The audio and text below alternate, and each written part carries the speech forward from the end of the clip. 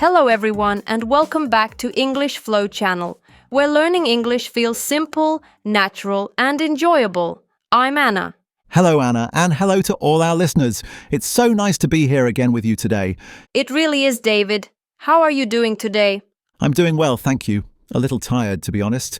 I went to bed too late last night. Oh no, what happened? I started watching one short video online, and then suddenly it was very late. You know how that happens? Oh yes, that happens to me too. One video becomes 5 videos, and then somehow it is midnight. Exactly. And what about you, Anna? How are you today? I'm very well, thank you. I had a good breakfast, a hot cup of coffee, and I feel ready for today's episode. That is perfect because today's topic is very useful for all our listeners. It really is. Today we are talking about a question that many people hear in English. Yes, a very common question.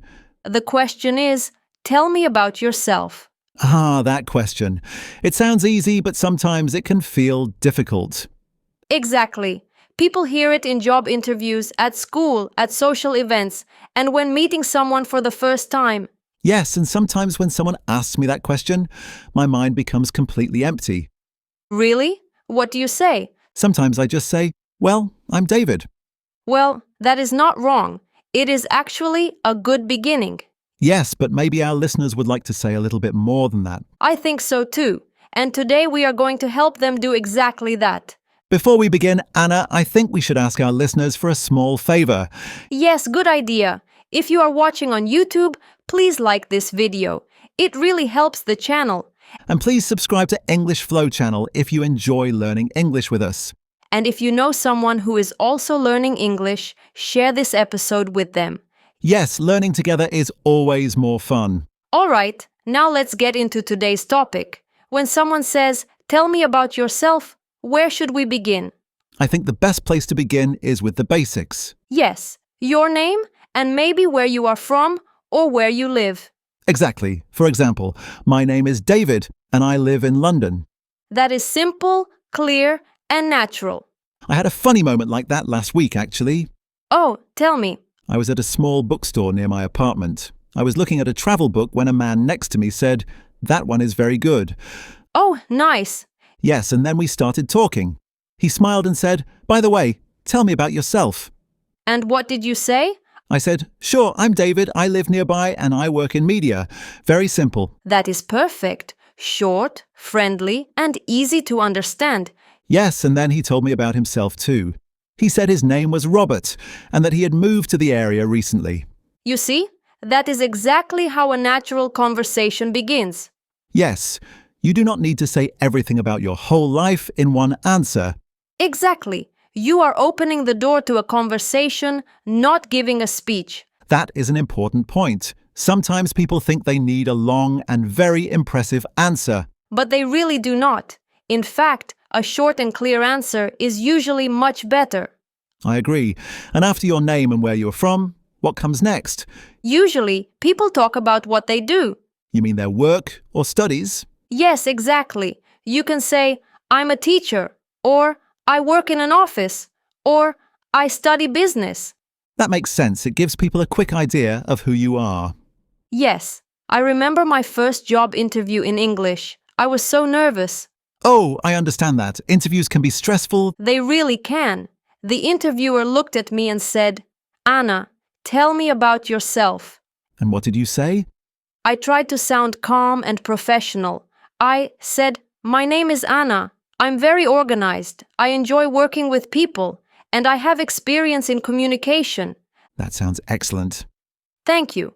But the funny thing is, I was so nervous that I forgot to mention one of my most important skills. Really? Yes, I forgot to say that I spoke 2 languages. Oh no, that was probably important. It was, but luckily the interview still went well. That story shows something very useful. What is that? Even in serious situations, simple English works very well. Yes, absolutely. You do not need very complicated vocabulary. Sometimes simple English is the strongest English. I completely agree. You know, another good thing to mention when talking about yourself is your hobbies. Yes, that is a great idea. Hobbies make your introduction warmer and more personal. Exactly. If I say I love photography and playing the guitar, people often ask me more questions. Yes, because hobbies create connection. I had an interesting example of that in my cooking class recently. Oh, right, I forgot you started cooking classes. Yes, and I'm really enjoying them. Last week there was a new student in the class. Did he introduce himself? He did. He said, "Hi everyone, I'm Daniel. I'm an engineer, and in my free time I enjoy learning how to cook because it helps me relax." That is a very good introduction. Yes, I thought so too. He said his name, his job, and something personal about why he was there. Exactly. And because he mentioned cooking and relaxing, people immediately started talking to him. That is the magic of hobbies. They invite conversation. Yes. If you say, "I like reading," someone might ask, "What kind of books do you like?" Or if you say, I love running, someone might ask where you run. Right, it gives the other person something to respond to. And that makes the conversation feel easy and natural. Anna, I have a little idea for our listeners. Oh, what is it? If you are listening right now, write the word hello in the comments. I love that. Yes, just write hello and maybe your name too. We really enjoy seeing who is here with us. We do, it makes the whole experience feel more personal. All right, let's continue. So far we have talked about name, place, work or studies and hobbies. Yes. What about family? Is that okay to mention too? Of course, especially in a relaxed conversation. Like at a family dinner or with new friends?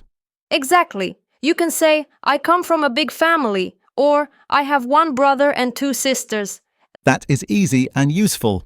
Yes, and you do not need to give too much detail unless you want to. Right, just a little bit of information is enough. I usually say, I have a small family, and my parents live in the countryside. That sounds very natural. Thank you. And another thing many people love talking about is pets. Oh yes, people always smile when the conversation turns to pets. They really do. If I say, I have a cat, people often ask me her name. And what is her name? Luna. That is a beautiful name. Thank you. She is lovely, but also a little bit naughty. What does she do? She likes to sit on my notebook when I'm trying to work. That sounds very much like a cat. Yes, it really does. You see, that is a perfect example. Small details like that make your introduction feel real and human. Exactly. People do not remember perfect grammar. They remember real little details. I think some learners are afraid of making mistakes when they talk about themselves. I understand that fear very well, but honestly, most people are not looking for perfect English. They are just happy that you are trying to communicate. Yes, I met a woman in a cafe recently. She was visiting from Italy. Oh, and how is her English? It was simple, but very clear. She said, "Hello, I am here on vacation. I love the city and the food." That is wonderful. Yes, and I understood her perfectly. That is such a good reminder. You do not need complicated sentences to have a nice conversation. Exactly. Clear and friendly is enough. I had an embarrassing moment a few months ago, though. Oh, really? Tell me. I was at a birthday party and someone new came to sit next to me. Okay, She smiled and said, "So, David, tell me about yourself." that sounds normal so far. Yes, but I was eating pizza at that exact moment. Oh no, Yes, my mouth was completely full. I tried to answer anyway. David. I know, it was a terrible idea. What happened? I said something like, "I'm David and I work in..." But it sounded terrible because I was still chewing. Oh, that is so funny. It was not funny at the time. Did she laugh? She did, but in a kind way. She said, "You can tell me after you finish your pizza." That is actually a very useful lesson. Yes. First finish your food, then introduce yourself. Exactly. Smile, swallow your food, and then speak. That should be one of our official English tips. I agree. Another very useful tip is to prepare a few sentences in advance. Yes, like a small personal routine. Exactly. Not something to memorize like a robot, but a few sentences you feel comfortable saying. For example, "I'm David. I'm from this city. I work in media, and I enjoy photography." Yes, that is excellent. If you practice that a few times, you will feel much more confident. I completely agree. You can even practice in front of a mirror. It may sound a little strange, but it really helps. It does. Before I started recording podcasts, I used to practice introductions in front of the bathroom mirror. Really? Yes, I would smile and say, "Hello, I'm Anna, and welcome to our show. That is actually very smart. Thank you. It helped me feel more natural. Practice really changes everything.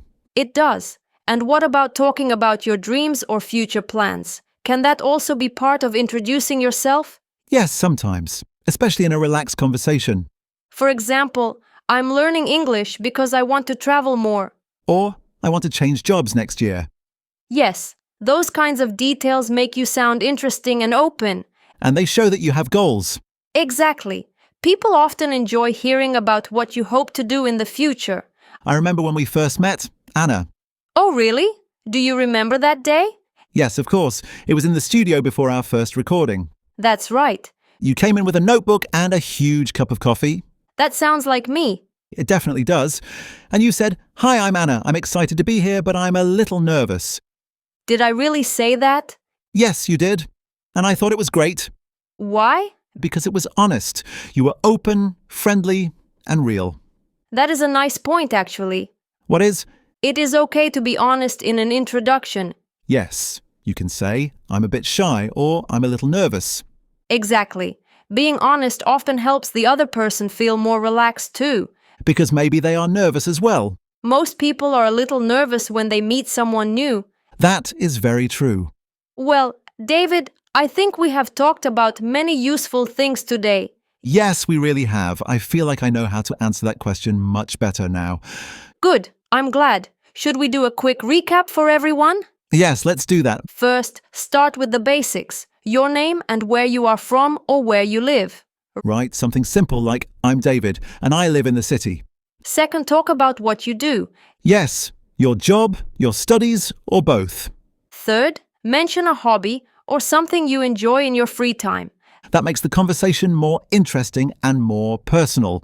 Fourth, you can mention family, pets, or even a small detail about your life. Those little details help people remember you. And finally, smile, be honest, and do not worry too much about making mistakes. And please do not introduce yourself with a mouthful of pizza.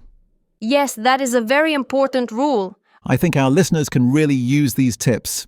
I hope so.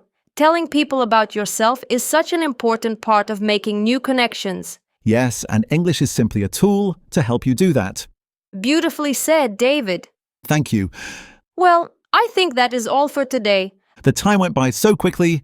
That is always a good sign. Yes, it means we had a good conversation. Before we go, do not forget to subscribe to English Flow channel if you enjoyed this episode. And please give this video a like, it really helps us. And now we have a question for you. Yes, in the comments tell us about yourself. What is your name? Where are you from? And what do you like to do? Use the tips from today and write a short introduction in English. We would love to read your comments. Yes, we read them all, and it is a great way to practice. Thank you so much for listening today. Yes, thank you. It was a pleasure to be here with you. We will see you in the next episode. Until then, keep practicing your English and enjoy the process. Bye for now. Bye-bye.